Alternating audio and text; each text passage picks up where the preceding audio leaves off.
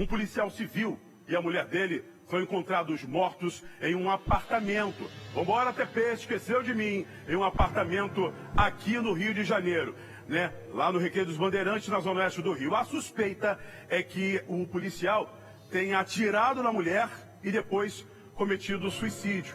A repórter Aline Araújo vai trazer pra gente agora essa reportagem e trazer todo esse drama, porque no meio dessa morte tem uma criança de 12 anos que ficou sem o pai e sem a mãe. Vamos ver. A família ainda está sem entender o que aconteceu com o casal.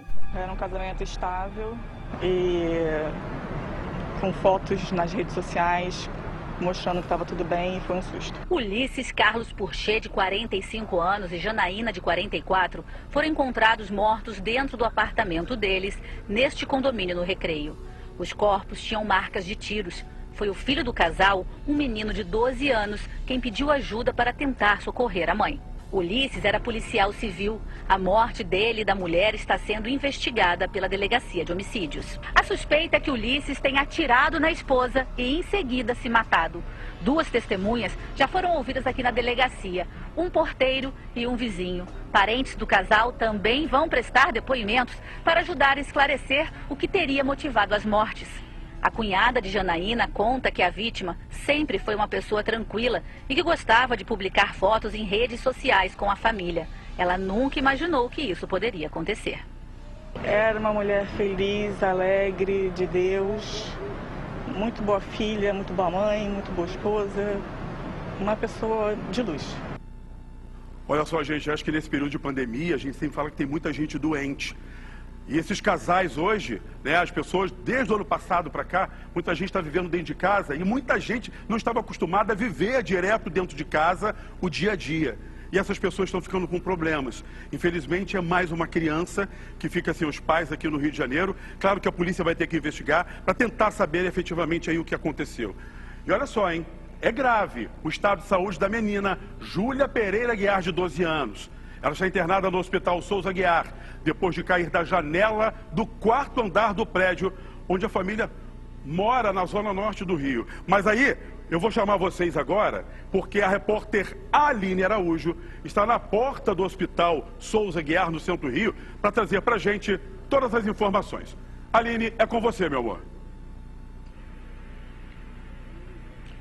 Boa tarde, Caio. Boa tarde a todos. Caio, eu estou no IML com informações sobre o casal que foi encontrado morto no apartamento do Recreio dos Bandeirantes. Caio. Olha só, Aline, isso é algo com certeza que deixa a gente muito entristecido. A gente fica perplexo sabendo que uma criança de 12 anos acabou caindo desse prédio, né? Essa situação toda. Agora, o que você tem mais de informações aí com relação à investigação? O que está acontecendo, por favor? Bom, o corpo do casal está aqui no IML, mas já foi liberado, segundo as informações que a gente tem. O corpo de Ulisses Purchê e Janaína Purchê já foi liberado, mas agora está aguardando todo esse trâmite para que a família possa levá-lo, para que haja velório. A gente ainda não tem informações sobre o velório. O que se sabe até o momento é que a família da Janaína não é do Rio de Janeiro. Ela estava em Porto Alegre, a família é do Sul, mora em Porto Alegre, e ao saber do crime ficou muito assustada, porque era um casal que aparentava viver muito bem.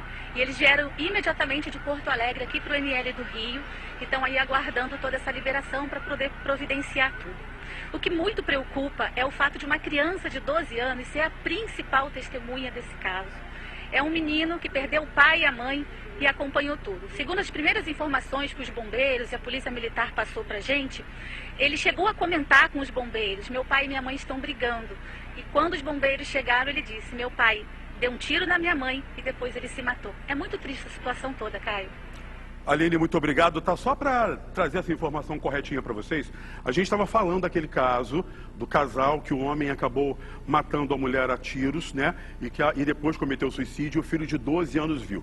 Você percebeu, você conseguiu perceber que eu acabei chamando uma outra matéria que vinha também falando de uma criança de 12 anos. Eu vou trazer esse assunto ainda aqui no SBT Rio, tá bom? É só para ficar claro que a gente estava falando da situação desse casal que infelizmente é mais aí uma morte no Rio de Janeiro, 2 mortes. Mas para falar desse assunto, eu vou conversar com o Dr. Carlos Augusto, Nosso convidado de hoje aqui no SBT Rio, e doutor Carlos, é aquilo que eu falei aqui. Infelizmente as pessoas estão doentes, principalmente quando estão dentro de casa. Isso pode ser ciúme, podia ser briga de casal e tudo mais. Eu acho que o pior de tudo é saber, Carlos, que essa criança viu tudo o que aconteceu. O pessoal do Corpo de Bombeiros, por exemplo, ficou assustado com o que aconteceu. Boa tarde para você, querido. Boa tarde, Caio. Boa tarde, pessoal aí do SBT. Caio, é um prazer falar aqui com você, apresentando também. Você é um grande parceiro. Ô, Caio, o policial no mundo, não é no Rio de Janeiro, não, ele se depara, em algumas profissões, né, também o Corpo de Bombeiros e tal, ele se depara com situações que acabam mexendo com a cabeça dele ou dela. Situações que às vezes você tem que tirar uma criança falecida de uma banheira, situações em que você se envolve emocionalmente, como por exemplo os casos de estupro. Então você passa por diversos dissabores, você passa por diversas coisas que fazem com que você tenha que ter um preparo diferenciado, entendeu? Se você tiver algum problema, você tem que ter um psicólogo na instituição, você tem que ter... E eu noto que as polícias do Rio de Janeiro, elas vão muito no improviso em relação a treinamento, em relação à preparação do psicológico dos policiais, né? Eu acho que deveria haver aí uma análise rotineira, uma reavaliação do psicológico de todos os profissionais de segurança, não sei se uma vez por ano, de 2 em 2 anos, para que o policial teste, por exemplo, toxicológico, para ver se o policial tem envolvimento com drogas, todo um preparo, porque no mundo é feito isso, nas grandes nações, né? Mas aqui é diferente. Eu sei que é difícil, eu sei que é oneroso, eu sei que é caro, mas o policial ele tinha que ter uma preparação diferente, tanto até que a aposentadoria é diferente, porque o policial, se ele não tiver cuidado, ele enlouquece. Eu já cheguei em casa e tive que tomar várias vezes calmante para dormir de coisas que eu vi. Então, assim, tem que ter um trabalho psicológico, rotineiro, de treinamento, uma coisa que possa fazer com que o policial tenha mais evolução mental do que as outras pessoas, que ele vai se deparar com situações difíceis. Aí você pega uma situação de pandemia dentro de casa, armado, entendeu? De repente está cheio de problema emocional, ninguém sabe o que ele viu, ninguém sabe o que ele passou.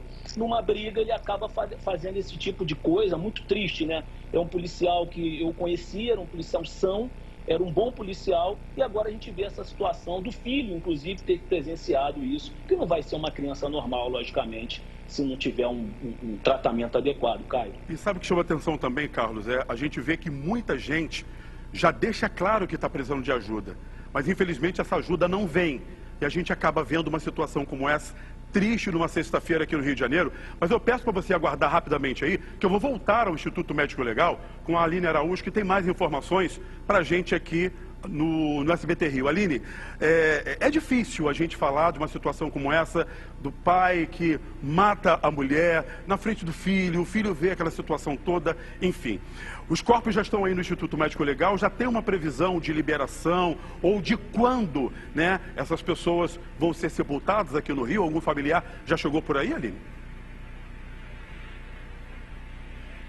Bom, Caio, a família da Janaína fez a liberação do corpo, o corpo já está liberado, e amigos do Ulisses também estiveram aqui e os 2 corpos já foram liberados. Eles estão só mesmo aguardando todo esse trâmite final para poder levar os corpos para que sejam velados. Mas não se tem nenhuma informação ainda de onde vai ser o velório, onde serão sepultados. O que a gente volta a dizer que é uma coisa que assusta, que preocupa, é essa violência que tomou conta das famílias, né? Um menino de 12 anos presenciar a briga e a morte do pai e da mãe. Isso é bastante complicado. E a relação que a Janaína tinha com o filho, nas redes sociais, isso era muito claro. Ela sempre publicava coisas de muito carinho, tinha uma relação muito boa, de muito amor com o filho e com a própria família, porque era muito comum postagens dela nas redes sociais, mostrando toda a família reunida, em viagens, em passeios. É uma coisa que choca bastante.